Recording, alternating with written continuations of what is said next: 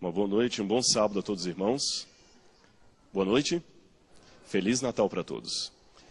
Essa música foi tão linda e inspiradora e, como eu não creio em coincidências, mas em providência, ela está tão dentro do que eu vou pregar que eu pedi se ele no final pode cantar de novo essa música para a gente. E eu gostaria que você tivesse essa música em mente antes do sermão e depois do sermão. E faça a comparação do que você sentiu no início e depois. Bom, quando nós começamos aqui com poucas pessoas, e a introdução do pastor Moura, eu quase pensei que essa seria uma versão adventista para o deixados para trás, viu, pastor? Mas não creio que será. Quando eu entrei para a igreja, eu aprendi muitas expressões e palavras típicas do vocabulário adventista, que para mim era muito loucura, eu nunca não tinha ouvido falar. Eu lembro que a primeira vez que falaram comigo a volta de Jesus, eu pensava que era Jesus dando volta em algum lugar. Eu entendi a volta de Jesus, a volta, dando a volta. Cevada, glúten, fazer o pôr do sol. A variação musical, lembra da variação? Variação, são coisas que eu não entendia. E às vezes eu fico pensando pessoas de fora, ouvindo algumas típicas frases adventistas. Pastores da união agora estão na divisão. Parece que estão dividindo a igreja, né? Várias almas desceram as águas batismais. Para quem acredita em imortalidade é uma coisa meio fantasmagórica.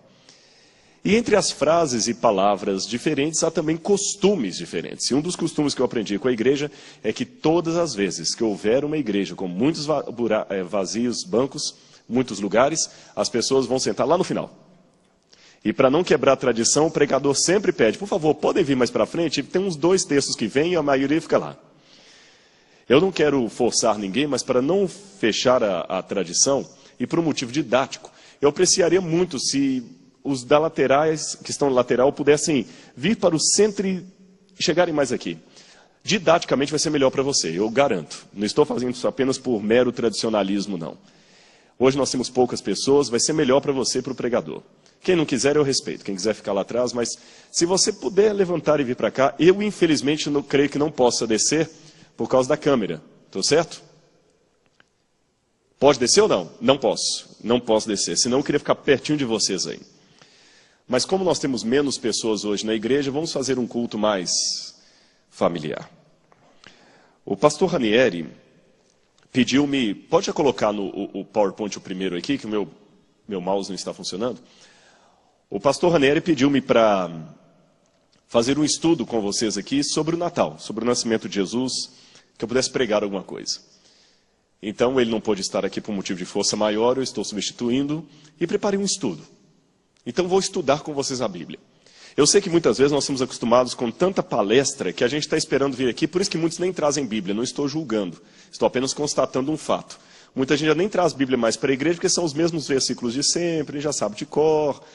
Hoje eu gostaria que você estudasse a Bíblia comigo aqui. Se tiver alguém com a Bíblia do seu lado, senta do lado, nós vamos folhear a Bíblia, vamos ver alguns textos, o que eles significam, e depois, no final, vamos fazer uma reflexão. Então, este será um estudo bíblico sobre o nascimento de Jesus, seguido de uma reflexão espiritual. E não apenas uma meditação para a gente ficar pensando à noite aí. Vamos começar abrindo a nossa Bíblia em João, capítulo 1, versículo 14. Evangelho de João, capítulo 1, verso 14. Na minha tradução, assim está. E o Verbo se fez carne e habitou entre nós, e vimos a sua glória, glória como unigênito do Pai. Repetindo, e o Verbo se fez carne e habitou entre nós, cheio de graça e de verdade, e vimos a sua glória, glória como do unigênito do Pai. Me chama a atenção que nesse texto aqui, a palavra grega que está para habitou entre nós, skeno, é a mesma palavra para armar uma tenda, armar uma barraca.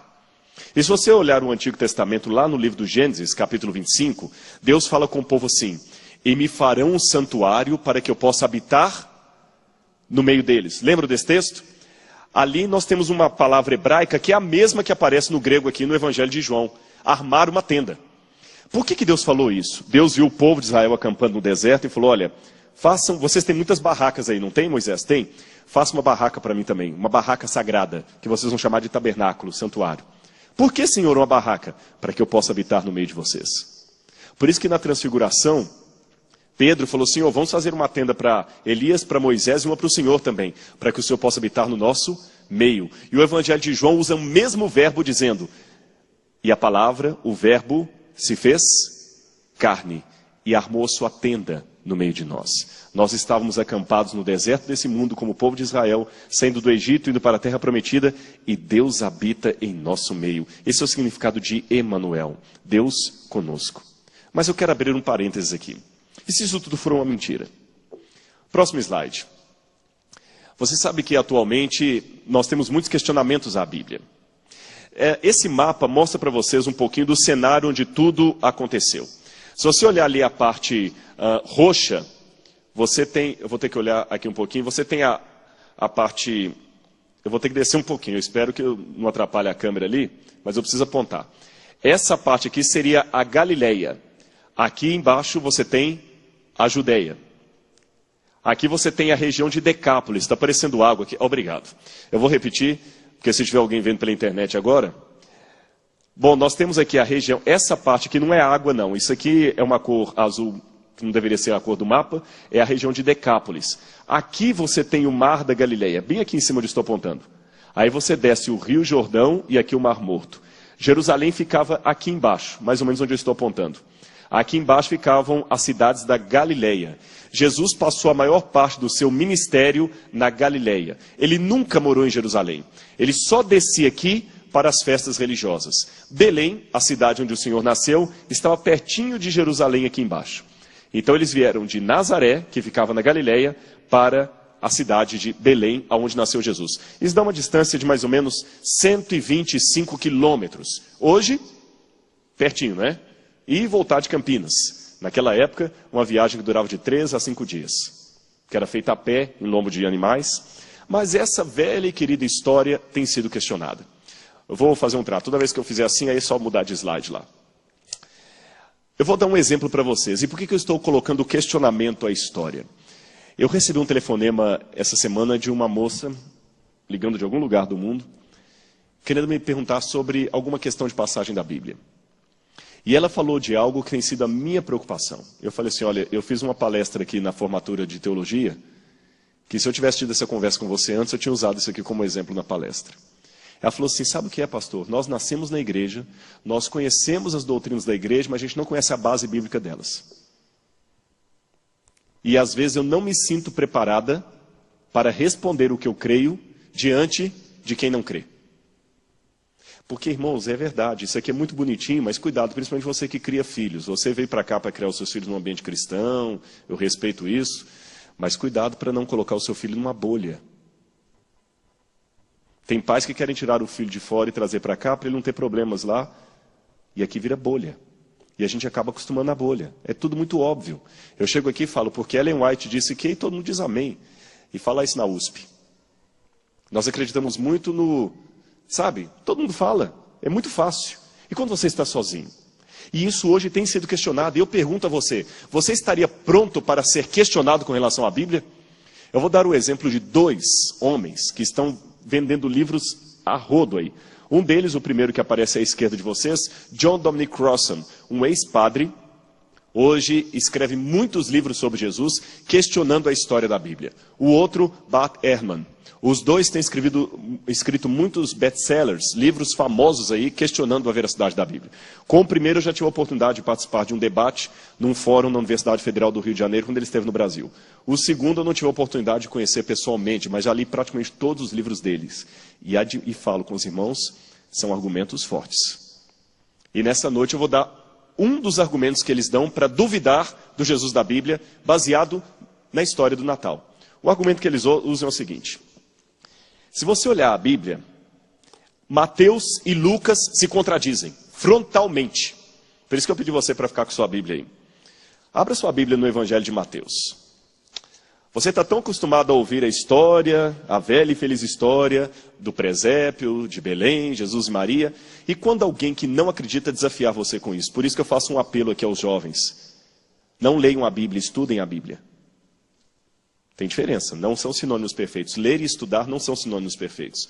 Não fica acostumado só com aqueles chavões da igreja, não. Procura perguntar, será que o que estão me ensinando na igreja é verdade? E pais, desculpem, se você pensa que eu estou colocando dúvida na cabeça do seu filho, é melhor eu, como pastor, colocar esses problemas para eles e respondê-los, a que eles vejam isso na internet ou com algum colega da universidade. Eu fiz um apelo para os teologanos formandos aqui. Ou você ensina a Bíblia para a sua igreja, ou um dissidente vai fazer, ou um ateu vai fazer. Olha o que eles argumentam, e veja se no princípio não parece fazer sentido. Sua Bíblia está aberta em Mateus? Olha a versão que Mateus dá para o nascimento de Jesus. Eu coloquei até um resumo ali no meio. Mateus começa dizendo que Jesus nasceu... Dá para dizer pelo menos um pouquinho aqui? A minha vista já não está ajudando um pouquinho. Jesus nasce em Belém. Essa é a versão de Mateus. Mateus não fala nada de Jesus ter vindo de Nazaré. Olha lá, Mateus capítulo 2. Ajudem-me aí porque eu não estou conseguindo ler daqui. Mateus capítulo 2, verso 1. Tendo Jesus nascido em Belém da Judeia, em dias de rei Herodes, eis que vieram uns magos do Oriente a Jerusalém. Aí vem um segundo ponto. Mateus fala que Jesus nasceu em Belém e que vieram os magos visitar Jesus. Em seguida, o que Mateus fala? Jesus escapa para onde? Para o Egito, não é isso? Depois da visita dos magos, Jesus foge para o Egito. Isso está em Mateus capítulo 2, verso 13. Não é isso? Tendo eles partido, eis que apareceu um anjo do Senhor a José em sonho e lhe disse: dispõe-te, toma o menino e sua mãe, foge para o Egito e permanece lá até que eu te avise, porque Herodes há de procurar o menino para matar. E em seguida, Mateus fala justamente o quê? A perseguição de Herodes. Então vamos imaginar a cena só com Mateus. É aquela visão tradicional de muitos filmes e historinhas que contamos na escola sabatina. Maria vindo desesperada ali com José, os magos chegam, Maria acabou de dar à luz a Jesus, muitas vezes a cena mostra uma gruta com vaquinha, os bichinhos do presépio, Maria coloca Jesus numa manjedoura ali, aí vem os magos, oferecem presentes para Jesus, e de repente os magos, quando estão voltando, José ali, depois daquela noite de Natal, vai dormir ali na estrebaria, aí ele sonha com o anjo, pega a mulher e o menino e foge agora. Aí José levanta correndo, enrola a criança num pano, pega Maria, coloca no jumentinho, e saem os três correndo desesperados para o Egito, e ficam lá. E enquanto eles estão fugindo, vem Herodes e faz o quê? Mata as crianças de Belém. Essa é a versão de Mateus. Tem alguma coisa que eu deixei a mais? O último. Depois disto, eles saem do Egito, aí que eles vão morar em Nazaré. Verso 23. E foi habitar numa cidade chamada Nazaré. Ponto final. Viram a estrutura de Mateus? Agora vejam como Lucas é aparentemente contraditório. Agora abra sua Bíblia em Lucas. Lucas capítulo 2 também. Lucas, para começo de conversa, ignora completamente a história dos magos e do massacre. Lucas capítulo 2 diz que José e Maria moravam em Nazaré. Eles foram acidentalmente parar em Belém por causa de quê? Do censo do imperador. E depois que eles foram parar em Belém, o que acontece no capítulo... o que está escrito ali é... A família vem de Nazaré, o vermelho ali. Jesus nasce circunstancialmente em Belém. Foi um acidente Jesus nascer lá. Aí o próximo. Depois que Jesus nasce lá, o que acontece no 8º dia? Circuncidado. E no 40º dia do nascimento de Jesus, o que acontece? É apresentado nu, mas Herodes não estava procurando para matar? Viram que aparentemente é uma contradição? Vejam bem, se Herodes estava procurando o menino para matar, como é que eles pegam o menino ainda, vão circuncidar, depois de 40 dias, que é o período ali da purificação, levam o menino para o templo, aí Jesus é apresentado no templo publicamente, vem Simeão e Ana, pegam o menino ali, falam algumas palavras bonitas, não menciona nada acerca de magos, nem de fuga do Egito, nem perseguição de Herodes. A história parece ir para um outro rumo. Como é que a gente harmoniza isso? Entenderam a crítica que eles colocam? E a princípio ela parece fazer sentido. Como é que a gente lida com isso? Bom, tem outros problemas também. Pode mostrar o próximo slide? Outros problemas. Segundo a história, o censo não chegou a cobrir... Gente, vocês me perdoem, eu não consigo mais ler de longe assim, viu? O censo não obrigava as pessoas a saírem do seu domicílio. Isso é o que os historiadores dizem. Então Lucas errou. Porque diz que eles foram obrigados a sair de Nazaré por causa do censo. O censo não obrigava a isso. Outro detalhe. Jesus nasceu na época que Herodes era governador. Herodes morreu no ano 4 a.C. E o Evangelho de Lucas fala que foi o censo na época que Quirino era governador da Síria. O problema é que Quirino foi governador da Síria no ano 6 depois de Cristo. Vamos ver se vocês aprenderam. Em que ano morreu Herodes? 4 a.C. Quirino foi governador da Síria quando? 6 depois de Cristo. Então tem um problema aí. Olha aqui Lucas capítulo 2. Lucas capítulo 2, versículo 2. O primeiro recenseamento, foi feito quando Quirino era governador da Síria. Então, pela história, quando é que ele foi governador da Síria? Ano 6, depois de Cristo. Herodes já tinha morrido há pelo menos 6 anos. Não, 10 anos. Herodes já tinha morrido há 10 anos. E essa contradição, como é que a gente lida com ela? Mais um. Joséfo fala desse censo. Vou explicar o censo de Quirino, o que foi. Flávio Joséfo nos explica. Esse censo aconteceu o seguinte. Depois que Herodes morreu, pode voltar ao slide anterior, só para eu explicar aqui, depois eu volto nesse. Depois que Herodes morreu, quem foi o filho dele no lugar dele? Quem se lembra? Está na Bíblia o nome dele. Arquelau. Arquelau foi um desastre. Então, como Arquelau foi um desastre, no ano 6 depois de Cristo, o imperador de Roma chamou Arquelau em Roma para prestar contas que estava uma bagunça. E nomeou Quirino como procurador da região. E sabe o que Quirino fez? A mando de Roma, mandou contar o censo das pessoas, porque antes a terra pertencia à família de Herodes. A Judeia pertencia a Herodes. Agora a Judeia passou a pertencer ao imperador romano. Então, se você tinha uma casa dentro da Judeia, você tinha que pagar a Roma para ter a sua casa.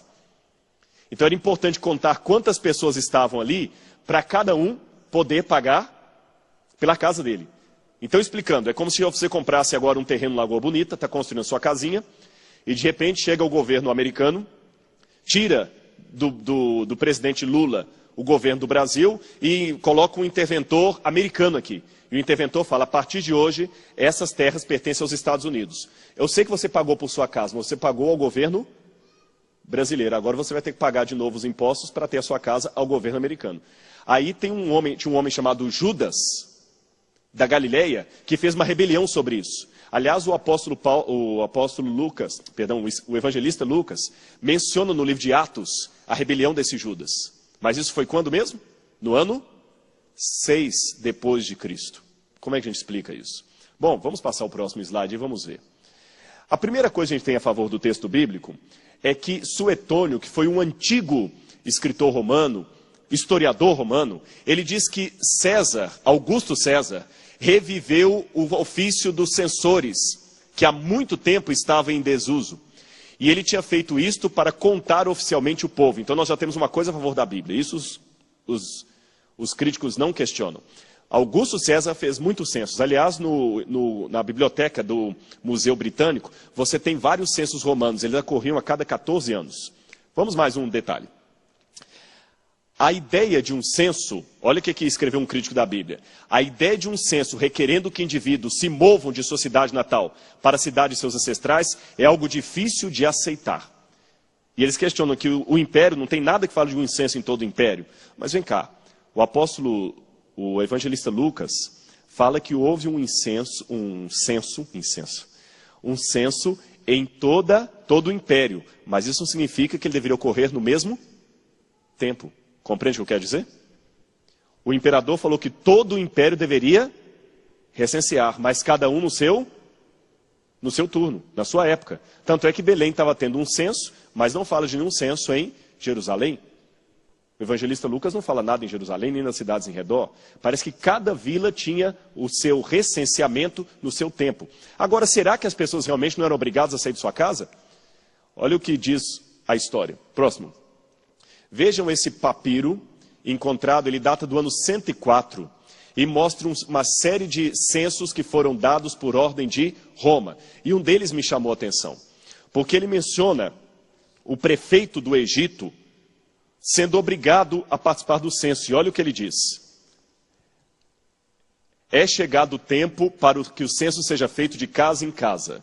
É necessário compelir a todos que por alguma razão estejam residindo fora de suas províncias, a que retornem para o seu próprio domicílio de origem, para que possam tanto tornar efeito a ordem regular do censo, como também atender diligentemente ao cultivo de a sua seção. O que esse documento do passado está me dizendo? Que as pessoas eram obrigadas no censo o quê? A voltar para casa. Então está vendo que a história confirma o que a Bíblia diz? Não é o contrário? Mas a gente tem que conhecer essas coisas, senão como é que você vai responder a quem não acredita na fé? Mais um. Agora, e o tal do Quirino, pastor? Você falou que ele foi governador no ano 6 depois de Cristo. Jesus nasceu no ano 4 antes de Cristo, porque Jesus nasceu na época que Herodes era o governador. Alguém deve estar perguntando, mas Jesus nasceu antes de Cristo? É isso mesmo. Vocês sabiam que nós temos de 4 a 6 anos de erro na história? Foi um cronologista chamado Dionísio Exíguo, que a mando do Papa estava fazendo a cronologia e ele resolveu datar as coisas a partir do nascimento de Jesus. E ele cometeu um erro de 4 a 6 anos. Então hoje nós não estamos no ano 2010. Nós podemos estar no ano 2014 ou 2016. Nós temos de 4 a 6 anos de erro na história. Fiquem tranquilos que isso não atrapalha nada às 2.030 tardes e manhãs. Não atrapalha nada, viu? Por que o pessoal não mudou? Porque dá muita bagunça. Imagina agora mudar todos os livros, entende? Então, na verdade, deixa como está, mas Jesus nasceu antes de Cristo por um erro que se cometeu. Foi um erro, deixa para lá. Mas, tudo bem, mas tem 10 anos entre Jesus e Quirino, como é que a gente explica isso? Nós temos duas hipóteses. A primeira delas é que Quirino foi governador da Judéia por 2 vezes. Vou mostrar essa para vocês. Há vários argumentos a esse favor. Primeiro, os últimos anos de Herodes também foram suspeitos, então Roma pode ter nomeado um interventor Quirino. Segundo, Quirino guerreou contra vários povos, inclusive os onomandenses, uma tribo da Galácia e da Sicília. Ora, se ele guerreou em nome de César, então ele já era governador, legatus, porque senão ele não faria essa guerra. Ou pelo menos legatus Caesaris, ele era um governador adjunto. Eu vou mostrar algumas evidências disso na história. Próximo slide, por favor. Nós temos esse lápis Venetus, é um documento antigo de Roma que fala de um censo de Quirino. Eu sublinhei de vermelho lá, estão vendo? Ó, Quirino, census, em latim. E alguns datam essa inscrição do ano 10 a 6 a.C. Então existe a possibilidade que Quirino tenha sido governador da Judéia 2 vezes. Uma vez lá por volta da época do nascimento de Jesus, e depois ele voltou a ser governador na época do ano 6 depois de Cristo. Tem outro documento que evidencia isso. A Pedra de Antioquia, ela também menciona o Quirino como um dos prefeitos da época de Júlio César. E essa pedra é datada entre o ano 11 e o ano 1 a.C. Então nós temos essa possibilidade na história, não é uma certeza, mas é uma possibilidade de que Quirino tenha sido governador 2 vezes. Lucas está falando da primeira, e esses críticos estão falando da segunda. Mas tem uma outra possibilidade também. Se você pegar o texto grego de Lucas, ele pode ser lido de outra maneira. Vamos ler Lucas capítulo 2, verso 2. Na sua Bíblia está assim: este é o primeiro recenseamento feito quando Quirino era governador da Síria. Não é assim que está? No original grego nós temos assim: aute, este, apógrafe, este é o censo, prote, primeiro, quando se tornou governador da Síria Quirino. Você pode ler isso de outra maneira. Esse prote, ao invés de ler primeiro, pode ser lido antes. Este é o censo ocorrido antes que Quirino fosse governador da Síria. Entenderam as duas possibilidades? Então Lucas não está falando de um censo de Quirino, mas um censo ocorrido antes que ele fosse governador. Qual das duas é a melhor? Eu não sei, irmãos. Eu só sei que é o seguinte: a história do passado é um quebra-cabeça de 1000 peças, das quais 950 estão desaparecidas.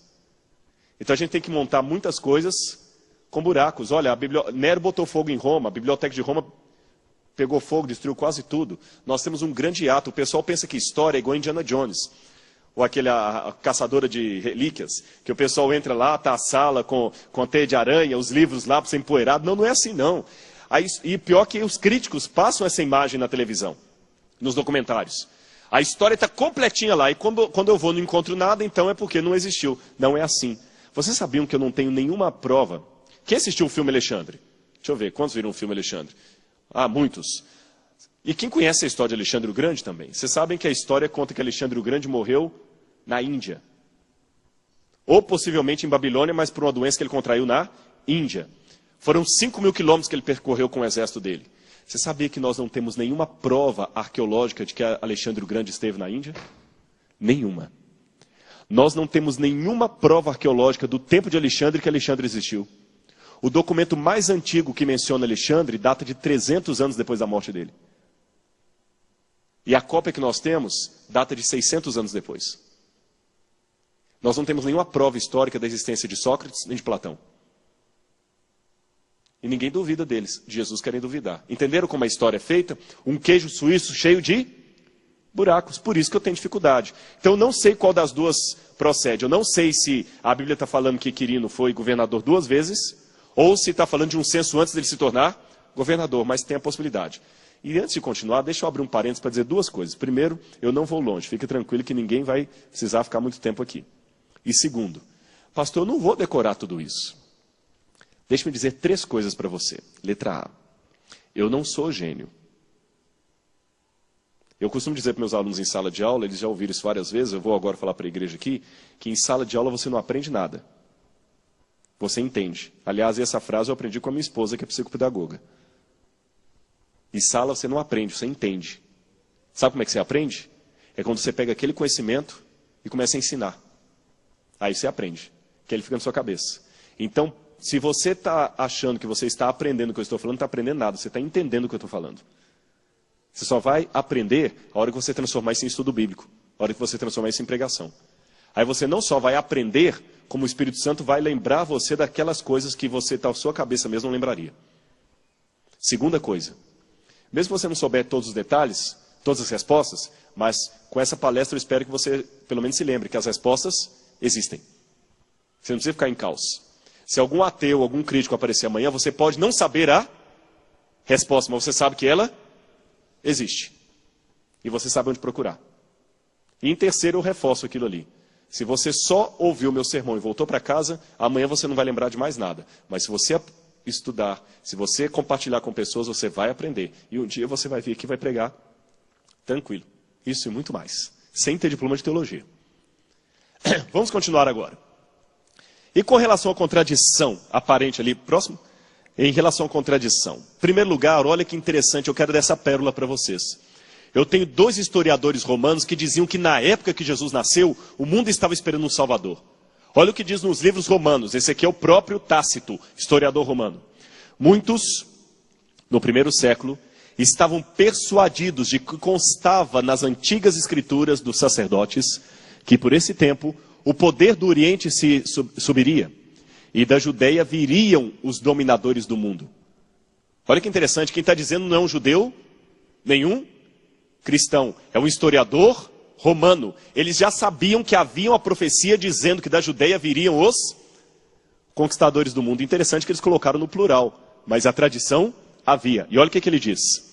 Esse texto ambíguo anunciava Vespasiano e Tito, mas a população judaica, como geralmente acontece com a paixão humana, interpretava essa grandeza fatal em seu favor. Vejam, o escritor romano não nega que a profecia era verdadeira. Ele só diz que ela apontava para Vespasiano e Tito, que eles foram destruir Jerusalém e subiram realmente da Judeia. Mas ele diz que era uma profecia verdadeira. Da Judeia subiu o dominador do mundo, e foi Jesus. Olha o outro historiador romano que diz a mesma coisa, Suetônio.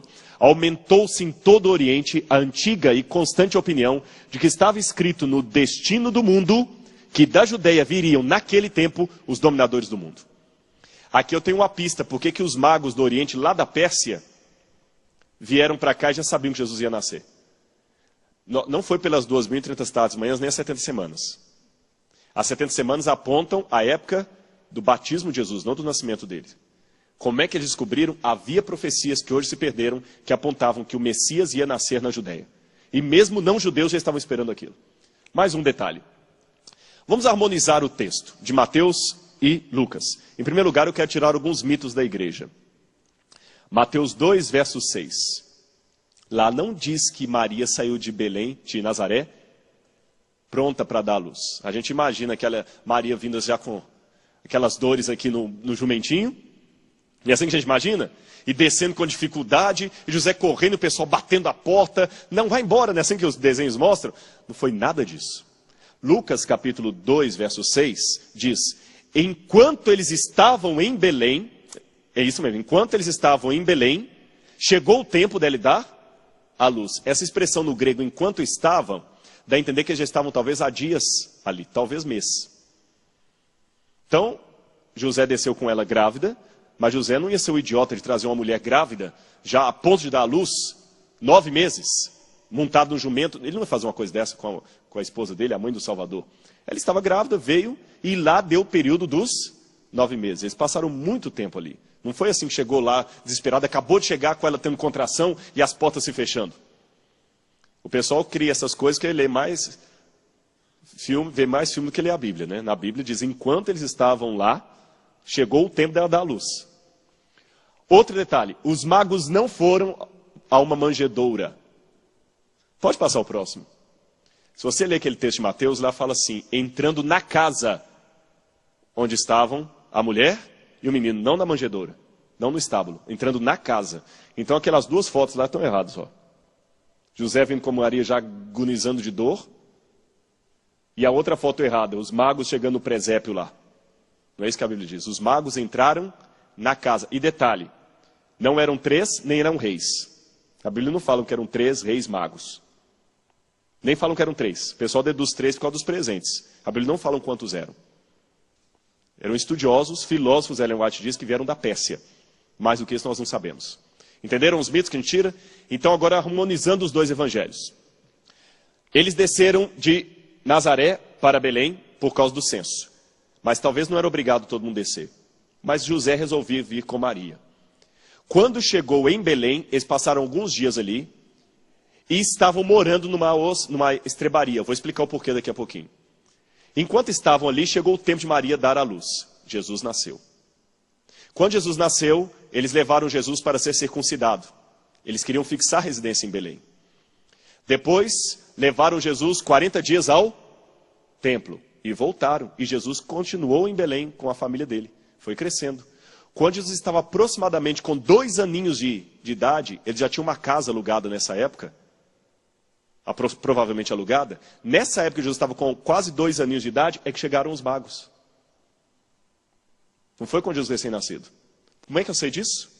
Quando Herodes manda matar as crianças, ele manda com base na informação que os magos tinham a respeito do nascimento de Jesus. E ele manda matar as crianças de que idade para baixo? 2 anos para baixo. Então é porque Jesus já tinha mais ou menos 2 aninhos de idade. Entenderam então a harmonização de Mateus e Lucas? A contradição existe quando a gente fica olhando o filme de televisão. Quando você vai na Bíblia não existe contradição. No filme realmente parece contraditório. Maria sentindo dor para dar à luz, aí dá a luz a Jesus, já saem correndo para o Egito. E como é que deu tempo de ir lá a Jerusalém ainda? Durante 2 anos, Herodes nem percebeu que Jesus estava ali. Herodes foi perceber em torno de 2 aninhos depois de Jesus nascer, aí que os magos chegaram. Ficou claro para a igreja isso aqui? Agora, essa é uma vila da época. Aqui era mais ou menos Belém. Vou mostrar algumas coisas para vocês nesse desenho. Vocês me dão mais 10 minutos? 10 no máximo 15. Não vai mais do que isso, eu garanto. Tá bom? Tranquilos? Não, senão daqui a pouco eu tenho um dormitório. Minha esposa falou assim, você é danado, você sempre faz isso com o pessoal, né?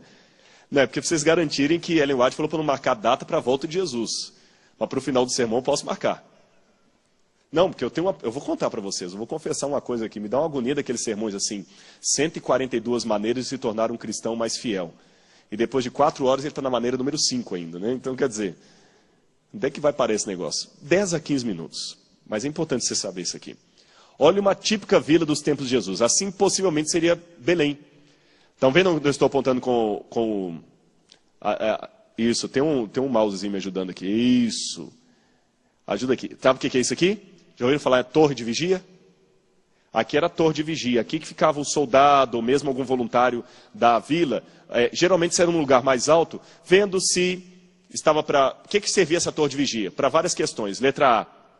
Se eles estavam longe de Jerusalém, subia alguém para dali tocar uma corneta para avisar o povo que estava começando a hora do sábado, que em Jerusalém naquela hora estava sendo feito um sacrifício.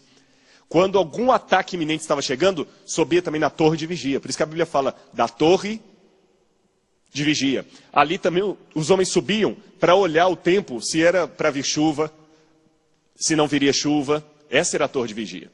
Aí era uma rua simples, as casas ficavam apinhadas, como você vê. Aqui era a sinagoga. Aqui era o lugar onde as mulheres lavavam roupa. Às vezes esse chafariz, esse poço ficava um pouquinho fora da cidade. Por isso que a mulher samaritana veio aqui meio-dia e Jesus encontrou com ela. Aqui ficava geralmente um armazém, lugar onde as pessoas guardavam coisas. E vamos a mais uma informação. Pode passar o próximo? Essa era uma casa dos ricos, evidentemente. Bem diferente da casa dos pobres. Olha como era a casa dos pobres, onde Jesus possivelmente estava. E você vai entender o estábulo. Próximo. Assim era a casa. Isso é chamado de ínsula. As pessoas, às vezes, na vila, às vezes a vila era uma casa só. Chamavam de ínsula. Eles construíam esse complexo e alugavam os quartos. E as famílias moravam. Pedro era dono de uma ínsula. Jesus possivelmente morou num dos quartos da casa de Pedro. Então estão vendo aqui que tem vários cômodos? As pessoas moravam, várias famílias. E tinha um pátio comunitário aqui para todo mundo. Aqui do lado de fora ficava o lugar onde eles pressavam a uva ou a azeitona para fazer azeite, para fazer vinho. Mais um. Aí vamos ver a prensa da uva. Aqui, ó, do lado de fora. Os homens amassavam, ela escorria aqui, e assim fazia o vinho. Esse era o lagar. Por isso no Apocalipse fala assim, que ele, o lagar da ira de Deus, Deus está pisando as uvas e suja a roupa dele de sangue. E aquele sangue de Apocalipse lá, que fala o sangue que está na veste de Jesus, não é o sangue que ele derramou na cruz, é o sangue dos ímpios. É como se ele tivesse vindo esmagar a morte, o inimigo, o diabo. Essa é a figura que o Apocalipse traz. O lagar da ira de Deus. Próximo. E a estrebaria? Por que fala na Bíblia assim, e deu à luz numa manjedoura, porque não havia lugar para eles na hospedaria? Essa palavra hospedaria, em grego, katalumati, significa literalmente um aposento para hóspedes. Não era um hotel, como você imagina, não. Não era um hotel. Lembra que eu falei da ínsula, que eles alugavam vários quartos? Os quartos já estavam todos alugados. Então, quando estava alugado, muita gente ia ficar mesmo no porão. E dividir lugar com os animais ali. Isso era normal. Mostra a próxima, por favor. Aqui você tem uma outra ínsula. Ó. As famílias aqui. E aqui ficava um cômodo só para os animais. Então, José alugou esse pedacinho aqui. Ou quem sabe, o dono até emprestou pela situação de Maria grávida. Todos os quartos estavam alugados. Então não foi uma questão assim de estamos batendo na porta lá e desesperado, a chuva caindo. O pessoal imagina assim. Não. Era uma situação normal. As pessoas eram muito simples. Naquele tempo não tinha como nós imaginamos cômodos. A casa tinha um cômodo só. As famílias dormiam, faziam uma refeição, cozinhavam lá de fora. Era normal. 90% da população era assim. Você tinha os ricos e os pobres. Não tinha o que a gente chama de classe média. Era normal para todo mundo isso aqui. O pessoal dormia no chão, virava a esteira, levava a esteira, sabe o que era o lugar de dormir? Era a próprio manto que ele trazia consigo. Por isso Jesus falou assim, se alguém te obrigar a tomar uma capa, né, quem tiver duas capas, dê uma para o outro, e não tome a capa do outro, porque a capa é o que ele usava de noite para dormir. Era normal isso aqui. Então eles ficaram ali num lugar onde estavam os animais, e José ficou ali vários dias, dormindo no chão, isso era normal. E por que usou a manjedoura? Pode passar o próximo. A manjedoura não era daquele jeitinho lá não, de madeira, cruzadinho. Ela era de pedra. As manjedouras do primeiro século eram de pedra. Chama-se manjedoura por causa da palavra manjar, onde você coloca a comida dos animais. Então era um lugar ótimo. Maria pegou, forrou ali talvez com palha, colocou os panos, e Jesus nasceu. Talvez Maria foi ajudada por alguma das parteiras da vila. Jesus nasceu num lugar extremamente humilde. O mais humilde, ele nem estava nos quartos alugados. Mas Jesus estava numa situação comum de muitas outras pessoas. Não precisamos aumentar o romance para torná-lo mais emotivo. Próximo. Aqui eu tenho uma outra manjedoura, normal. Aqui tem um buraco. Colocava e ali Jesus nasceu. Próximo slide. Agora, curioso que eu quero fazer uma outra pergunta para vocês. Zacarias e Isabel não eram parentes de Maria? Moravam pertinho dali. Por que José não foi ficar na casa deles? E mais, eu sou obrigado a admitir uma coisa com os historiadores. O governo romano não exigia que toda a família viesse para o censo, bastava um. Por que José trouxe Maria grávida? Por quê? Só para ela não ficar sozinha? Está certa, está indo certa. Mas é só para não ficar sozinha? Será que eles não tinham parentes lá em Nazaré?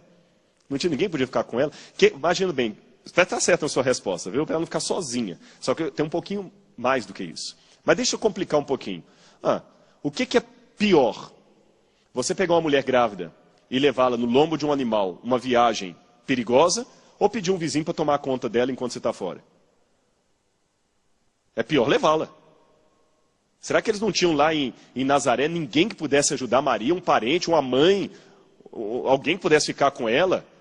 Ninguém. Por que ele foi para lá? E outra, por que não procurou a casa de Isabel e Zacarias? Por que foram ficar ali alugando o estábulo? Mesmo que era normal isso, mas não tinha um lugar mais confortável? Por quê? Será que Isabel e Maria iam negar recebê-los? Se José era de Belém, ele deveria ter parentes ali. Não tinha nenhum parente para recebê-los? Por quê? Eu tenho uma hipótese. Pode passar o próximo. Essa é a cidade de Nazaré. Pelo tempo que eu acho que eles ficaram ali, lembra que eu falei que eles ficaram em torno de 2 anos? Se fosse só o censo, acabou o censo, aqui é Nazaré. Mas eu quero dizer que eles saíram daqui e foram para Belém. Quanto tempo mais ou menos eles ficaram em Belém? 2 anos. E depois nem continuaram na hospedaria, porque na estrebaria. Porque quando os magos chegaram, onde é que nós lemos em Lucas? Na casa. Então alugou a casa. Ele conseguiu um lugar lá na ínsula. Por que ele não voltou imediatamente para Nazaré? Eu tenho uma hipótese. Eles queriam fixar a residência ali em Belém. E por quê? Nazaré era uma vila pequena. Sabe qual é o tamanho da população de Nazaré no tempo de Jesus? De 300 a 500 habitantes. Todo mundo conhecia todo mundo. Sabe qual era possivelmente a idade de Maria? 13 a 16 anos. Era a idade com a qual as meninas se casavam. A menina se casava depois da primeira menstruação. Não vamos copiar isso hoje, menininhas. Eu não estou incentivando você a ficar namorando nova, viu? Cuidado com isso. Na época também o homem tinha 2 mulheres. Vai deixar seu namorado ter 2? Não, né? Então nem tudo da época bíblica é para copiar. Tá bom? Não, tem gente que quer copiar só alguma coisa que não interessa. Um dia chegou uma menina falando assim, mas Davi dançou, então eu posso dançar também. Eu falei, tá, ele tinha várias mulheres, vai deixar o seu marido também ter várias esposas? Tá bom, quer imitar tudo da época de Jesus? Eles vinham em jumento, não era em carro. Então, cuidado, nem tudo é para imitar. Uma vez alguém querendo ridicularizar, falou o seguinte, que eu sou vegetariano, né? Pastor, cá para nós, Jesus comeu um peixinho, né? Eu falei, tá, e também foi crucificado, né? Por isso é você. Não imitemos tudo, tá bom? Viu, meninas? Curta cada fase da sua vida. Época de brincar é época de brincar. Há tempo para tudo. Mas naquele tempo era diferente. Mulher também não podia ler nem escrever, não ia para a escola. 13 anos, realmente era casar, fazer o quê? O pai preparava para casar. E havia um problema. Você já leu na Bíblia que Jesus tinha irmãos? Já leu isso na Bíblia? Jesus tinha... Não leu? Vamos ler rapidinho então. Só isso aqui, a última passagem. Olha aqui. Abra a Bíblia rapidinho aqui em Mateus, capítulo 13. Mateus, capítulo 13, versículo 55. Não é este, olha quando ele voltou para Nazaré, que o pessoal o rejeitou. Não é este o filho do carpinteiro? Não se chama sua mãe Maria e seus irmãos Tiago, José, Simão e Judas? Não vive entre nós todas as suas irmãs? Então Jesus tinha pelo menos quantos irmãos? Eu acho que era mais. Pelo menos 6. Porque ele tinha 4 homens. E fala irmãs no plural, no mínimo 2. Quem eram os irmãos de Jesus? Vou resumir para vocês. Não eram filhos de Maria. Ellen White diz isso. Quando Jesus estava na cruz do Calvário, ele teve que confiar Maria a João, o discípulo amado. Se ela tivesse outros filhos... Tá certo? Segundo, Jesus era o filho mais velho, porque a Bíblia fala que ele era o primogênito de Maria, e ela estava virgem quando ele nasceu. Aqueles irmãos não podiam, então, ser por parte de mãe, senão eles seriam mais novos que Jesus. E jamais um irmão mais novo levantaria a voz para o primogênito. O primogênito é o que substituiu o pai. E eles não gostam de Jesus, maltratam Jesus. Então eles, obviamente, eram mais velhos que Jesus. Se eram mais velhos, não eram filhos de Maria, o que a gente deduz? Tem uma antiga tradição do 2º século que nos esclarece que José foi casado 2 vezes. Ele teve uma mulher, ficou viúvo, e depois que ele ficou viúvo, essa mulher tinha filhos e filhas pela lei, aquela lei do levirato, que você casa com um parente da pessoa. Ele casou-se então com Maria, que era uma parente da mulher que tinha morrido. E Maria então ficou como madrasta. E Maria talvez tinha enteados quase da idade dela. Agora, para piorar a história. Até hoje, você sabe que a relação de padrasto ou madrasta e enteado já não, nem sempre é boa. Naquele tempo também não. Eu sei que há louváveis exceções. Tem muitos padrastos que são verdadeiros pais. Mas você sabe que, como regra, a palavra padrasto e madrasta já, naquele tempo também. E com um agravante. Sabe como é que era o casamento naquela época? O homem primeiro fazia a proposta do casamento. O pai casava os dois, era como se fosse um noivado. Ele estava casado no papel, mas não de fato. Ele saía para trabalhar, para levantar o dote. Depois que ele trabalhava levantando o dote, ele voltava, aí tinha a cerimônia de casamento. Nesse dia, sabe o que acontecia? Na primeira relação dos dois, a moça tinha que entregar para o pai o pano sujo de sangue, mostrando que ela realmente era virgem. Como fazem os ciganos até hoje. Se o rapaz descobrisse que ela não era virgem, a família toda ficava humilhada e aquela moça podia ser apedrejada ou expulsa.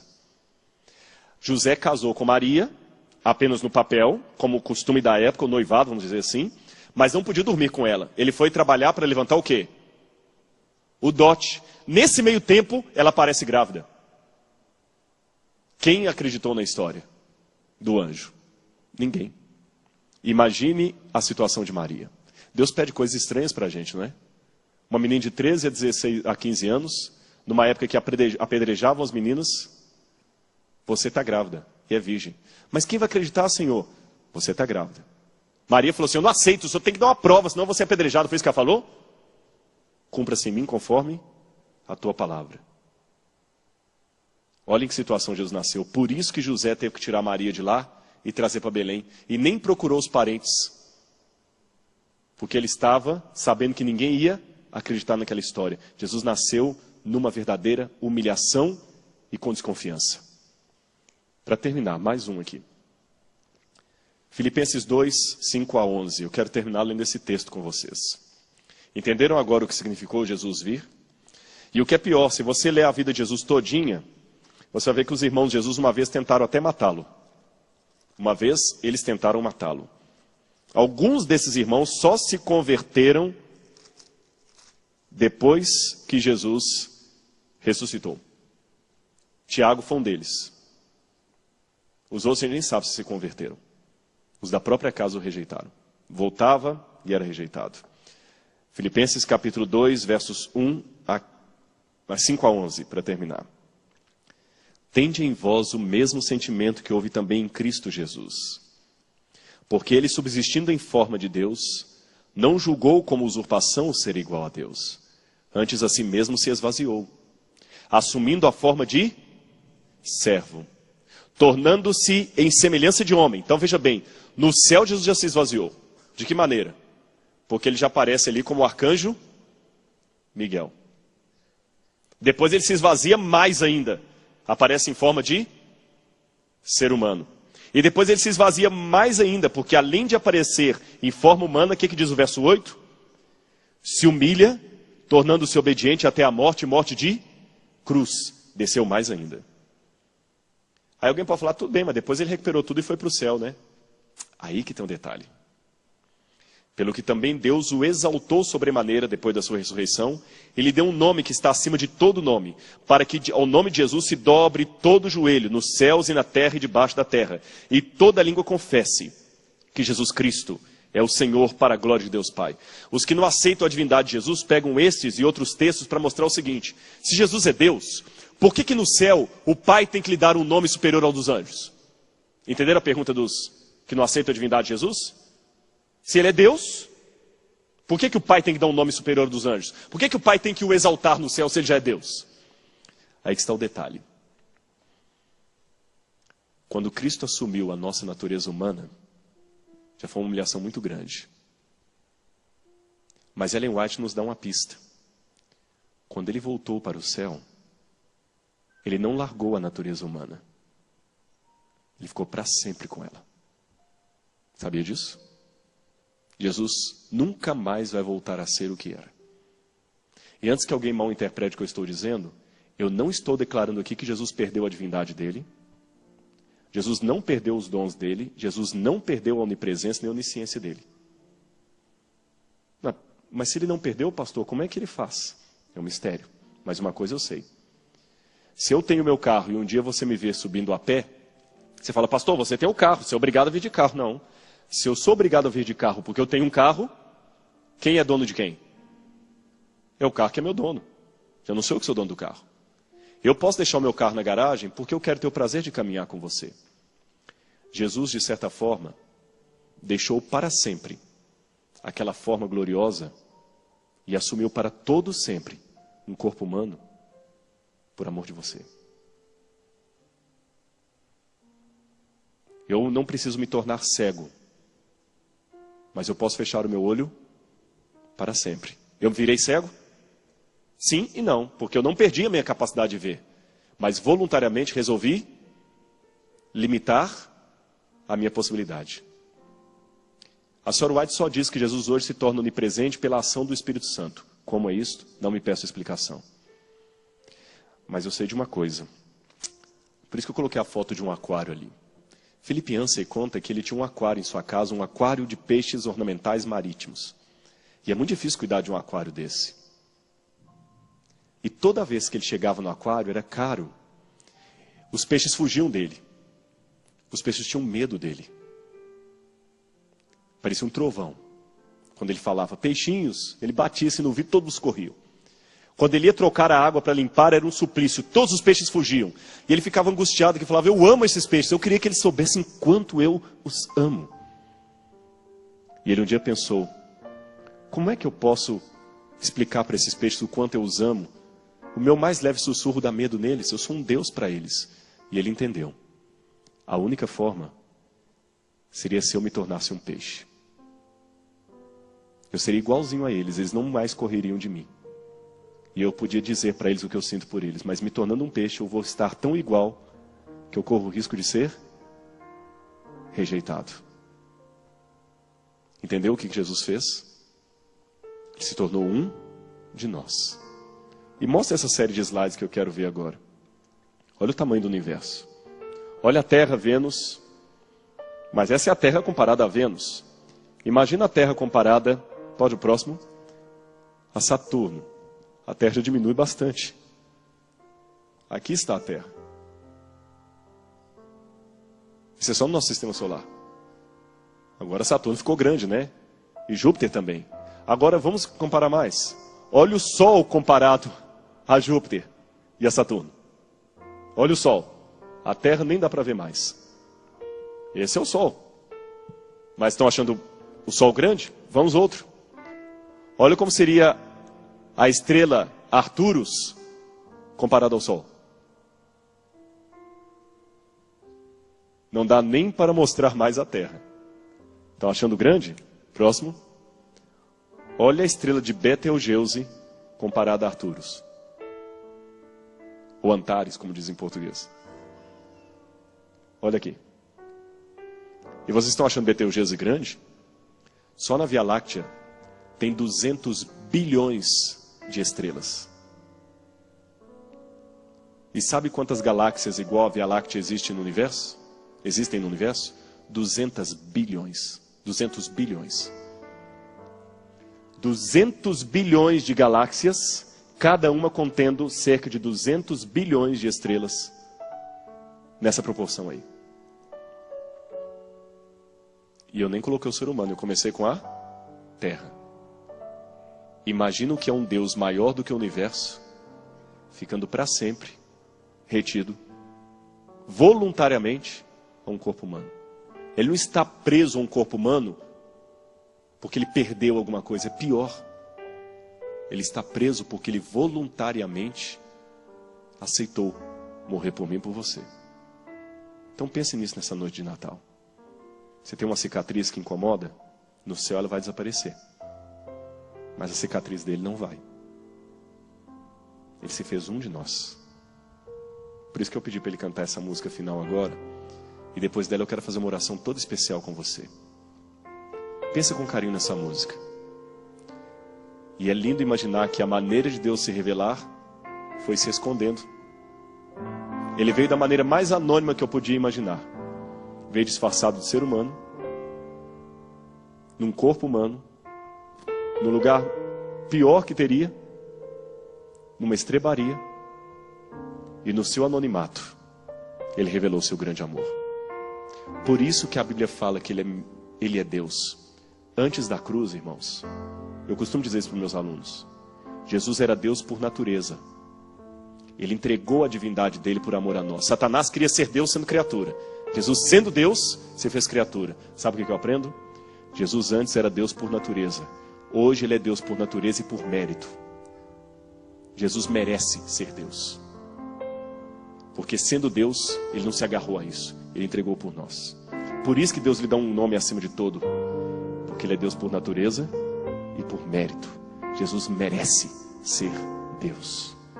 Vamos ouvir essa música e depois eu quero fazer uma oração toda especial de Natal com você. Quem chora é Jesus, menino tão comum. Preste atenção na letra dessa música de novo. E o mundo nem notou. E se durante ela que um rei alguém tiver vontade de vir à frente aqui pra gente orar junto nesse Natal, sei lá. Chegou tão frágil. Eu não sei se você veio aqui, mas talvez você deixou um problema muito sério em casa para resolver. Alguém que você ama que não está aqui. Um medo. Você está se sentindo desonrado. Vem aqui em nome de Jesus. Eu quero orar comigo com você. Vem aqui em nome de Jesus. Os governantes. Ele veio e não tinha ninguém para recebê-lo. Porque não há nenhuma comitiva. Mas ele veio. O Rei dos Reis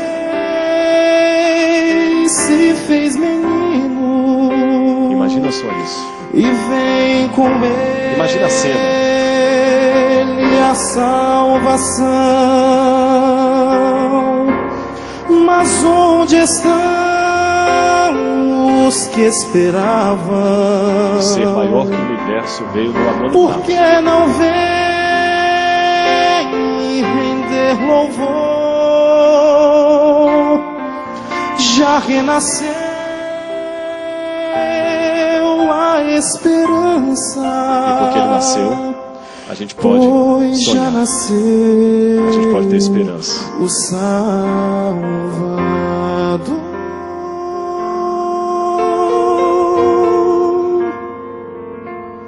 Onde você estaria naquela noite? Imagina a oportunidade de ver ali numa manjedoura o Criador do universo. Naquela noite azul. Imagina só. Tão cheia de amor. Deus conosco. Alguns pastores vêm. Não importa a data, porque nós não sabemos quando foi. 25 de dezembro é só um símbolo. E magos do Oriente com presentes. Deixa ele visitar você hoje então. Deixa ele nascer em sua vida. Homenagear o que nasceu. Não foi preciso pompa e honra. Não foi preciso comoção. Os próprios anjos celebraram, cantando hosanas a Jesus. Imagina os anjos cantando glória a Deus nas alturas e paz na terra aos homens por ele amados. Imagina o céu vendo ali. Ele se tornou um homem. Imagina os anjos vendo o seu comandante ali. Imagina um pouquinho. Eu quero ver essa cena um dia lá no Nova Jerusalém. Eu vou pedir Jesus para mostrar para mim. Ele vai mostrar. Um bebê. Lá em Belém, Jesus nasceu. Como eu queria pegar aquela criança no colo. O céu chorou. Os anjos estavam vendo aquilo ali. De alegria, o universo emudeceu. O Rei Nasceu dos Jesus. Reis se fez O comandante desceu. menino. Ele foi lá. Lá em Belém, Jesus nasceu.